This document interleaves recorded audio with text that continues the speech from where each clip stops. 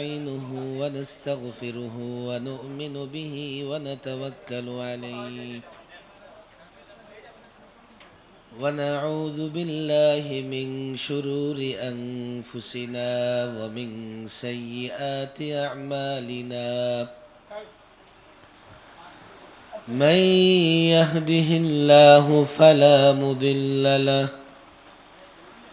ومن يضلله فلا هادي له ونشهد أن لا إله إلا الله وحده لا شريك له ونشهد أن محمدا عبده ورسوله أما بعد فأعوذ بالله من الشيطان الرجيم بسم الله الرحمن الرحيم لن ينال الله لحومها ولا دماؤها ولكن يناله التقوى منكم صدق الله مولانا العظيم وصدق رسوله النبي الكريم ونحن على ذلك من الشاهدين والشاكرين والحمد لله رب العالمين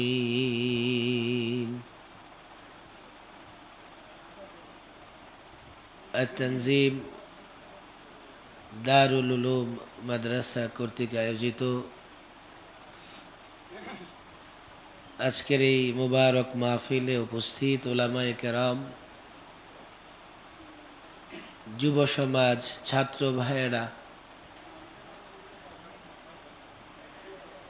প্রচণ্ড গরমের মধ্যে এইভাবে ছোট্ট একটি জায়গায় কষ্ট করে বসেও যে আল্লাহ আমাদেরকে দ্বীনের কথা শোনার তৌফিক দিয়েছেন, প্রথমেই সে আল্লাহর শুকরিয়া আদায় করি, বলি আলহামদুলিল্লাহ।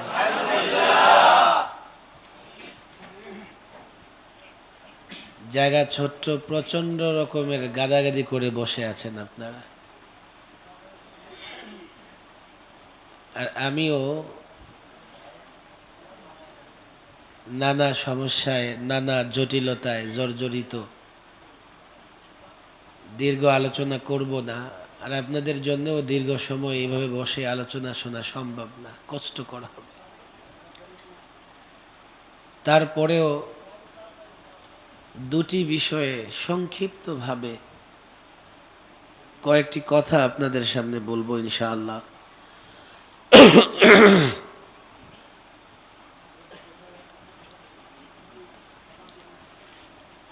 প্রথম বিষয় হচ্ছে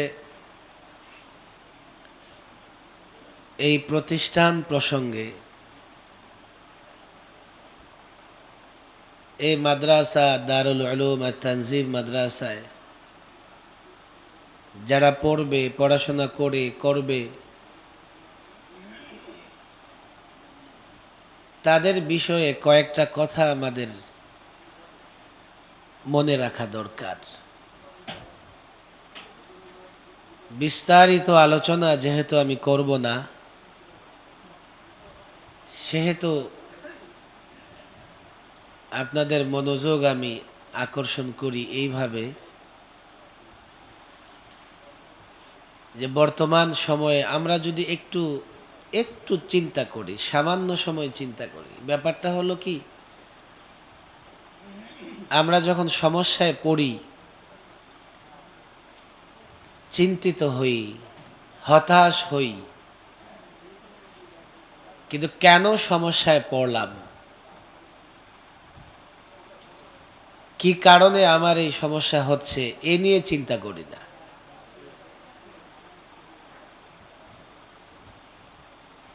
বর্তমান সময়ে ছেলে পেলেদের যে অবস্থা, সন্তানদের যে অবস্থা, আমি হয়তো সার্বিক অবস্থা বর্ণনা করব। আপনারা অবশ্যই প্রত্যেকে আপনাদের সন্তান সম্পর্কে ভালো জানেন। আপনি আপনার পরিবারের সন্তানদের খবর রাখেন, আশেপাশ মহল্লার ছেলেপেলেদের, যুবকদের, সন্তানদের খবরও কিন্তু আপনি রাখেন। নানা সময় সমালোচনা করেন যে আজকালের ছেলেপেলেরা এমন হয়ে গেছে, এমন হয়ে গেছে। কিন্তু এই অবস্থা থেকে তাদেরকে উত্তরণের পথ এবং পন্থা নিয়ে কোনো চিন্তা কিন্তু করেন না। আমি আপনাদের ব্যক্তিগতভাবে কাউকে না চিনলেও আলাদা আলাদাভাবে সবার পরিবারের কথা না জানলেও সার্বিক পরিস্থিতি, মুক্ত আকাশের নিচে কিংবা বন্দি জীবনে আমি যা দেখেছি, এত ভয়াবহ ভয়াবহ সামাজিক অবস্থা আমার সামনে ফুটে উঠেছে। যদি মুসলমান সচেতন না হয়, সজাগ না হয়, আমার ভয় হয় এ সমাজ আর মানুষের সমাজ থাকবে না। এই সমাজে কমন কয়েকটা প্রবলেম আছে, সমস্যা আছে। এই তো আমি যখন ওই রুমে বসেছিলাম, দুজন ব্যবসায়ী এসছে আমার কাছে। তারা তাদের সন্তানকে দামি স্কুল, কলেজ, ইউনিভার্সিটিতে পড়ায়। সন্তানের পেছনে লক্ষ লক্ষ টাকা খরচ করে ওই দামি স্কুল, কলেজ, ইউনিভার্সিটিগুলোতে কি হয় তারা ভালো জানেন। বর্তমান সময়ে আমাদের ছেলেপেলেদের কমন 3টা সমস্যা আছে। বুঝার চেষ্টা করবেন, বর্তমান ছেলেপেলেদের মধ্যে কমন কয়টা সমস্যা? 1, 15-16 বছর মাত্র বন্ধুদের পাল্লায় পড়ে কিংবা সহপাঠীদের, খারাপ সহপাঠীদের পাল্লায় পড়ে ফেন্সিডিল খায়, ইয়াবা খায়, গাঞ্জা খায়। কথা ঠিক না বেঠিক? হায়, যে পরিবারের একটা ছেলে সন্তান কিংবা একটা মেয়ে মাদকাসক্ত হয়, এই পরিবার বরবাদ, ধ্বংস হয়ে যায়। সে পরিবারে আর সুখ বলতে কোনো কিছুই থাকে না। জেল জীবনে মাদ্রাসার আসাতেজায়ে কেরাম, মাদ্রাসার ছাত্র যারা, ওরা কল্পনাও করতে পারবে না যে সমাজটা কোথায় গেছে। ওরা থাকে জান্নাতি পরিবেশে। এখানে ফেন্সিডিল, ইয়াবা খাওয়া তো দূরের কথা, ফেন্সিডিল, ইয়াবার আলোচনা করাকেও পাপ মনে করা হয়। আমি একা একা আমার বন্দি জীবনে আমার মুসলমান সন্তানদের কথা ভেবে ভেবে চোখের পানি ছেড়েছি। হায়, ওরা তো আমার সন্তান, আমার ভাইয়ের সন্তান, আমার একজন মুসলিম ভাইয়ের সন্তান। 15, 16, 17, 18 বৎসরের অসংখ্য ছেলে পেলে জেলখানায় আছে। ওরা মাদক আসক্ত হয়ে জীবনকে বরবাদ করে ফেলেছে এবং তাদের আচরণ এতটাই রূঢ়, এতটাই কর্কশ, এতটাই মন্দ আচরণ তারা করে, বিশ্বাস হতে চায় না যে 17, 18, 15, 16 বৎসরের একটা সন্তান এমন হতে পারে। তাদের মা বাবা কি করে বরদাস্ত করে আমি জানি না।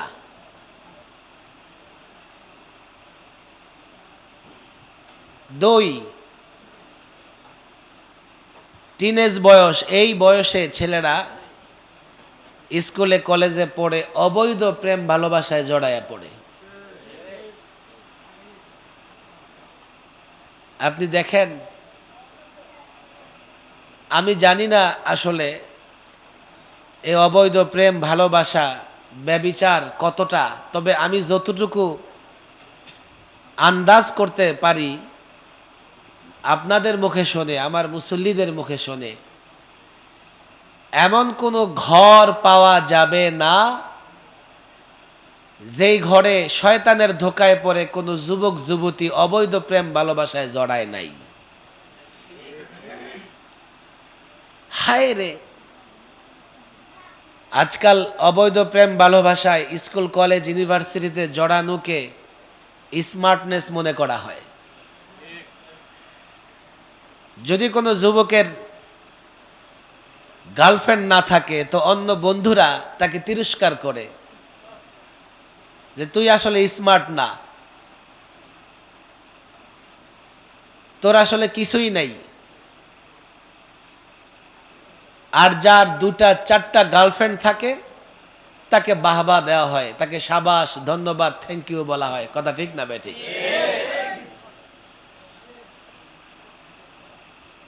আমি জেলখানায় অসংখ্য যুবকদের দেখেছি স্ত্রীকে হত্যা করে জেলে বন্দী, স্ত্রীকে হত্যা করে।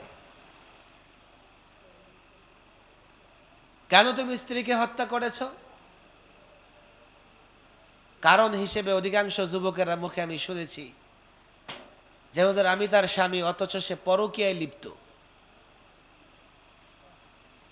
না হলে কেন সে নিজে অবৈধ ভালোবাসায় জড়িয়ে পড়েছে, স্ত্রী যখন প্রতিবাদ করেছে তো স্ত্রীকে হত্যা করেছে। সন্তানের চাইতে প্রিয় মানুষের কাছে আর কিছুই হতে পারে না। কোলে পিঠে করে একটা সন্তানকে মানুষ করে, রাত দিন একাকার করে নির্ঘুম থেকে মা বাবা দুজনে মিলে একটা সন্তানকে মানুষ করে, পরকীয়া প্রেম ভালোবাসা, অবৈধ প্রেম ভালোবাসা কতটা জঘন্য যে ওই কাজে লিপ্ত হলে শয়তান নিজ সন্তানকে হত্যা করাতেও কোনো দ্বিধা করে না।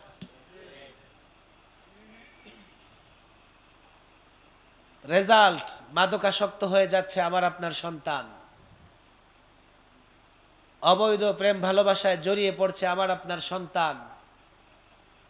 3, যেই মা বাবাকে সর্বোচ্চ মর্যাদার আসন দিয়েছে আল্লাহ, আল্লাহর নবী মুহাম্মদ আরবি সাল্লাল্লাহু আলাইহি সাল্লাম, আপনার আমার সন্তান সেই মা বাবাকেও লাঞ্ছিত অপমানিত করতে কুণ্ঠাবোধ করে না। সন্তান মাদ্রাসায় পড়ান, আমি আপনাদেরকে 3টা সমস্যার সমাধান দিয়ে যাচ্ছি। মাদ্রাসায় পড়বে, মাদকাসক্ত হবে না।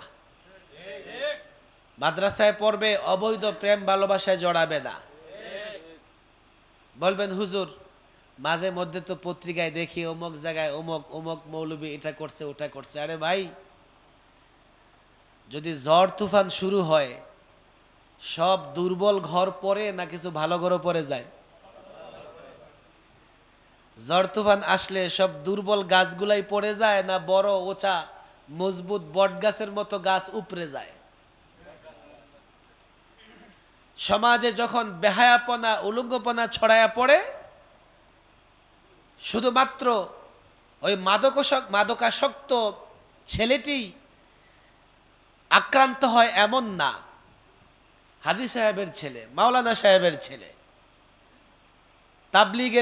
তাবলিগওয়ালার ছেলে, এখন যে ঝড় তুফান শুরু হয়েছে মাদক এবং ব্যভিচার বেহায়াপনার, আপনি নিজে যত বড় বুজুর্গ হন না কেন, এই সমাজে থাকলে কালকে আপনার সন্তানও বেহায়াপনায় জড়ায় পড়বে। যদি সন্তানকে ভদ্রলোকের সঙ্গে উঠা বসা করান, মাদ্রাসায় পড়ান, আমি এতটুকু গ্যারান্টি দিতে পারি আল্লাহ চাহে তো সে ব্যভিচার অশ্লীলতা বেহায়াপনায় জড়াবে না। 3 নাম্বার সমস্যা, যদি ছেলেকে মাদ্রাসায় পড়ান, এই ছেলে জানে কোরআন সুন্নাহ এতটুকু পড়েছে, ওস্তাদের মুখ থেকে এতটুকু শুনেছে, সে কোনোদিন আপনি বাবা কিংবা তার মার সঙ্গে কোনোদিন অসৎ আচরণ মন্দ আচরণ করবে না। এই তিনটাই তো দুনিয়ার সুখ শান্তির মূল। নিজ সন্তান যদি মা বাবার কথা না শোনে এই ঘরে শান্তি থাকে? এজন্য আপনাদের কাছে আমার অনুরোধ, আমি আলেম ওলামাদেরকেও বলছি, আপনারা মাদ্রাসা বানান, ইসলামিক স্কুল বানান। আজকাল হয় কি জানেন, অনেক বড় লোক ব্যবসায়ীরা মাদ্রাসা চালায় কিন্তু নিজ সন্তানকে মাদ্রাসায় পড়ায় না। বলবেন সে কি নিজ সন্তানকে মাদ্রাসায় পড়াতে চায় না? না, পড়াতে চায়, কিন্তু যেই পরিবেশে তার সন্তানটা বড় হয়েছে, অধিকাংশ মাদ্রাসায় সেই পরিবেশ দেওয়া সম্ভব হয় না। তার সন্তান বড় হয়েছে এসি রুমে, তার সন্তান বড় হয়েছে টাইলস করা রুমে, তার সন্তান বড় হয়েছে ভালো ভালো খাবার খেয়ে। এখন তার মাদ্রাসার প্রতি, দ্বীনের প্রতি মহাব্বত থাকা সত্ত্বেও সে সন্তানকে মাদ্রাসায় দিতে পারে না, কেননা এই সন্তান ওই মাদ্রাসায় গিয়ে 24 ঘন্টাও থাকতে পারবে না। আলেম ওলামাদের দায়িত্ব হচ্ছে আপনারা কিছু মাদ্রাসা এমন বানান যেখানে ওই ভাইয়েরা, দিনী ভাইয়েরা যারা সন্তানকে আদর সোহাগে যত্নে বড় করেছেন, এমন একটা পরিবেশ দেন। ওই মাদ্রাসাগুলোতে চান্দাও করতে হবে না, অর্থের ফিকিরও করতে হবে না, মেহনত করতে হবে।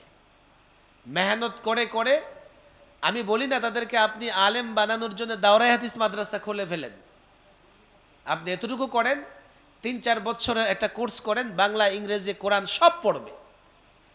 এরপরে যার মন চায় সে মাদ্রাসায় পড়ে আলেম হবে, যার মন চায় সে স্কুলে পড়ে ডাক্তার, ইঞ্জিনিয়ার হবে, তাতে কোনো সমস্যা নাই। আমাদের মুসলমানদের জন্য সমস্ত পেশার লোকজনই দরকার আছে। আলেমদের বলি আমি, প্রত্যেকটা মুসলমানের সন্তানের জন্য কোরআন শিক্ষা নিশ্চিত করতে হবে, প্রত্যেকটা মুসলমানের সন্তানের জন্য। আপনাদের কাছে অনুরোধ, এখানে আসছেন আলেম ওলামার, আমার ছাত্র ভাইয়েরাও আসছে, তোমাদেরকেও বলি, তোমাদের জিম্মাদারি শুধু নিজের আলেম শিক্ষা করা না, প্রত্যেকটা মুসলমানের সন্তানকে কোরআন শিক্ষা কিভাবে দেওয়া যায় সে ফিকির করাও তোমাদের দায়িত্ব। দ্বিতীয় বিষয়, আমার আগে বন্ধুবর মাওলানা খালেদ সাইফুল্লাহ অনেক সুন্দর আলোচনা করেছেন, বক্তা মানুষ। একেবারে কুরবানি আমাদের নাকের ডগায়, 10 থেকে 12 দিন বাকি আছে। মাশাআল্লাহ, আমরা তো যারা পারি মুসলমানরা কুরবানি করি কি করি না? ছোট্ট একটা হাদিসের আলোচনা করে আমি আলোচনা শেষ করে দেব। কোনোদিন কি আপনারা কোনো আলেমকে গিয়ে জিজ্ঞেস করছেন, হুজুর কুরবানি দিলে সওয়াব হয়, কুরবানি দিলে অনেক ফজিলতের এই সেই হয়, কিন্তু আমরা যা কুরবানি দেই, গোশত আমাদের মান সম্মান রক্ষা পায়, আমাদের সওয়াব দেন আল্লাহ, তাহলে কুরবানিটা কি? কুরবানি কি জিনিস? ছাত্র ভাইয়েরা খেয়াল করে শোনো। অনেকেই হয়তো আমরা জানি, যারা এই হাদিসের সঙ্গে পরিচিত আছি। তোমরা যারা জানো না, তোমরা আমার এই ইলমের হামেল হও, বহনকারী হও। ব্যাপকভাবে কুরবানির শিক্ষা কি ঘর সমাজে ছড়ায়া দাও। শুধুমাত্র কুরবানির শিক্ষা যদি মানুষ জানে তো তার গোটা জিন্দেগি সফল হবে। আজকে মুসলমান যেভাবে পথে ঘাটে, রাষ্ট্রে, নানা জায়গায়, উপত্যকায়, পাহাড়ে মার খাচ্ছে, শুধুমাত্র কুরবানির শিক্ষা যদি মুসলমান গ্রহণ করতে পারে, এই মুসলমান আবারও সোনালী যুগে ফিরে যাবে। মুসলমানদের উপরে হাত তোলে এমন সাহস কারো থাকবে না। কোরবানি তো দেই, শিক্ষাটা ধারণ করতে পারি না। আমরা হয়তো কাউকে জিজ্ঞেস করি না, ছাত্ররা হয়তো ওস্তাদকে জিজ্ঞেস করে না, তবে সাহাবা ইকরাম ঠিকই রাসূলুল্লাহকে জিজ্ঞেস করেছেন, মাহাজিল আদাই ইয়া রাসূলুল্লাহ, ওগো আল্লাহর নবী কুরবানি কি? এই যে আমরা কুরবানি দেই, আল্লাহ সন্তুষ্ট হন, অথচ এর গোশত আমাদের, রক্ত আমাদের, এর চর্বি আমাদের, হাড্ডি আমাদের, সব আমাদের, চামড়াও আমাদের। রাসূলুল্লাহ সাল্লাল্লাহু আলাইহি ওয়াসাল্লাম সাহাবা ইকরামদের উত্তর দিলেন, সুন্নাতু আবিকুম ইব্রাহিম, কুরবানি হচ্ছে তোমাদের পিতা ইব্রাহিমের সুন্নাহ। সুবহানাল্লাহ বলেন। প্রশ্ন কি উত্তর কি চিন্তা করবেন। প্রশ্ন হচ্ছে কুরবানি কি? রসুল তো কথা বললেন না। কুরবানি হচ্ছে গরু কুরবানি করা, বকরি কুরবানি করা, বেড়া দুম্বা মহিষ কুরবানি করা। রসুল কথা বলেছেন? বলেছেন সুন্নাতু আবিকুম ইব্রাহিম, কুরবানি হচ্ছে তোমাদের পিতা ইব্রাহিমের সুন্নাহ। এখন আমরা একটু তালাশ করে দেখি ইব্রাহিমের সুন্নাহ কি। ইব্রাহিম আলাইহিস সালামকে আল্লাহ তাবারক ওয়া তাআলা নির্দেশ দিয়েছিলেন পশু কুরবানি করার জন্য না সন্তানকে কুরবানি করার জন্য? তাহলে মোটামুটি আমরা এটা বলতে পারি যে হযরত ইব্রাহিম আলাইহিস সালামের সুন্নাহ সন্তানকে কুরবানি দেওয়া। কিন্তু আমরা যদি ধারাবাহিক ঘটনা শুনি, উনি স্বপ্নে দেখেছেন ওট কুরবানি করার জন্য উনি আদিষ্ট হয়েছেন। সকালবেলায় উঠে ওট কুরবানি করেছেন, পরদিন আবার স্বপ্ন দেখেছেন, আবার ওট কুরবানি করেছেন, আবার স্বপ্নে একই স্বপ্ন, ওট কুরবানি করেছেন। উনি বুঝলেন যে না, তাহলে সন্তানকে কুরবানি করার যে স্বপ্ন আমি দেখছি এটা সত্যি, আমাকে নিজ সন্তানকে কুরবানি করতে হবে। আমি নিজ সন্তানকে কুরবানি করার জন্য আদিষ্ট হয়েছি। সন্তানকে নিয়ে গেলেন মিনা প্রান্তরে, ছুরি ধার করলেন, সন্তানের গলায় ছুরি চালালেন। আল্লাহু আকবার, আল্লাহ পাকের কি কুদরত! এত ধারালো ছুরি দিয়ে সন্তানের গলায় ছুরি চালিয়ে দিলেন, কিন্তু এই ছুরি সন্তানের গলার একটা পশমও কাটতে পারে নাই। তো ঘটনা প্রবাহে আমরা দেখি উনি তো সন্তানও কুরবানি করতে পারলেন না। তাহলে সুন্নাহটা কি? কোরআনে কারিমের আমার আগে বন্ধুবর মাওলানা খালেদ সাইফুল্লাহ বয়ান করতেছিলেন, আপনারাও শুনতেছিলেন। তাহলে সুন্নাহটা সন্তান কুরবানি দেওয়াও না। তাহলে সুন্নাহটা কি? আর রাসূল কেনই বা বললেন ইব্রাহিম আলাইহিস সালামের সুন্নাহ? সুন্নাহটা হচ্ছে ফালাম্মা আসলামা ওয়া তাল্লাহু লিল জাবিন ওয়া নাদাইনাহু আইয়া ইব্রাহিম। ও আলেম ওলামা, ছাত্র জনতা, ফালাম্মা আসলামা, উভয়ে যখন আত্মসমর্পণ করলেন আল্লাহর নির্দেশের সামনে, সন্তান নিজেকে ছুরির নিচে শুইয়ে দিলেন, বাবা সন্তানের গলায় ছুরি চালায়া দিলেন, আল্লাহর নির্দেশ মানার জন্য উভয়ে প্রস্তুতি নিলেন। আল্লাহ বললেন কি, কদ সাদ্দাক্তার রুইয়া, ও আমার বন্ধু, আপনি আপনার স্বপ্নকে বাস্তবায়ন করে দেখিয়েছেন। এটাই হচ্ছে ইব্রাহিম আলাইহিস সালামের সুন্নাহ। আল্লাহর নির্দেশের সামনে মস্তক অবনত করা। সেই নির্দেশ যদি এমন হয় যে নিজের গলা ছুরির নিচে রেখে দেওয়া, সেই নির্দেশ যদি এমন হয় সন্তানের গলা ছুরির নিচে রেখে দেওয়া, আল্লাহর নির্দেশ যদি এমন হয় নিজেকে রক্তাক্ত যুদ্ধের প্রান্তরে নিয়ে উপস্থিত করা, আল্লাহর নির্দেশ যদি এমন হয় নিজেকে জেলখানায় বন্দি রেখে নিঃশেষ করে ফেলা, আল্লাহর নির্দেশ যদি এমন হয় মুসলমানদের পক্ষে লড়াই করবার জন্যে মুসলমানদের রক্তের বন্যা বইয়ে দেওয়া, আল্লাহর নির্দেশ যদি এমন হয় মুসলমানদের অধিকার রক্ষা করবার জন্যে যুদ্ধের ময়দানে নিজকে অবতীর্ণ করা, নির্দেশ যাই হবে, নিজের বেলায় হোক সন্তানের বেলায় হোক, যার বেলায় হোক না কেন, আমরা যদি মস্তক অবনত করে দেই আল্লাহর সেই নির্দেশের সামনে, আল্লাহর কসম করে বলি মুসলমানদের গায়ে হাত তুলতে পারে এমন শক্তি পৃথিবীতে নাই।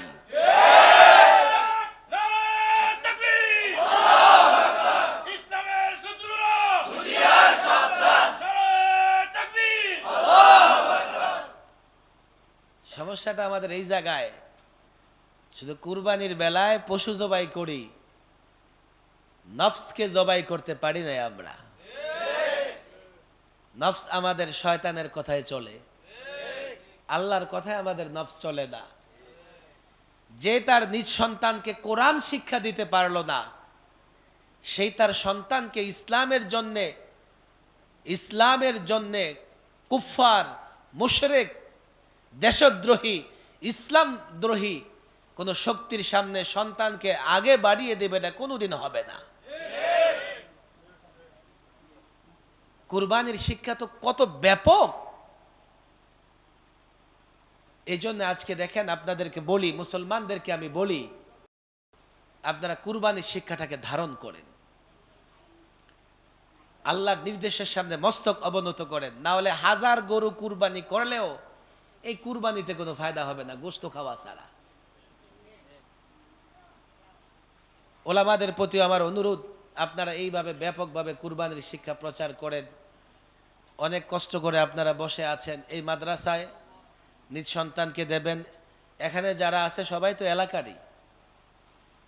আমি মাদ্রাসার যারা দায়িত্বশীল তাদের কাছে আমার অনুরোধ থাকবে, এলাকার যত মুসলমানের সন্তান আছে তাদেরকে কোরআন শিক্ষা কিভাবে দেওয়া যায় এখানে পড়ুক, যাক, কোনো সমস্যা নাই। এই দায়িত্ব নিতে হবে, নুরানি শিক্ষাটাকে মজবুত করতে হবে। ওনারা যাতে করেন, বড় সুন্দর জায়গা, পড়াশোনার জন্য তো খুব সুন্দর জায়গা।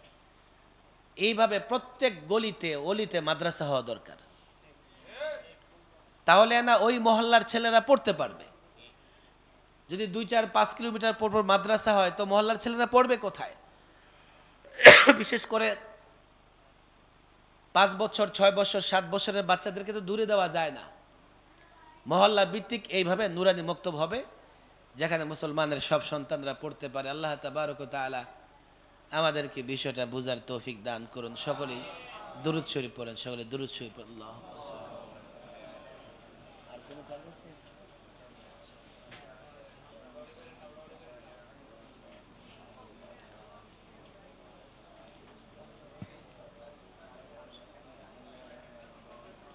আল্লাহুম্মা সাল্লি আলা।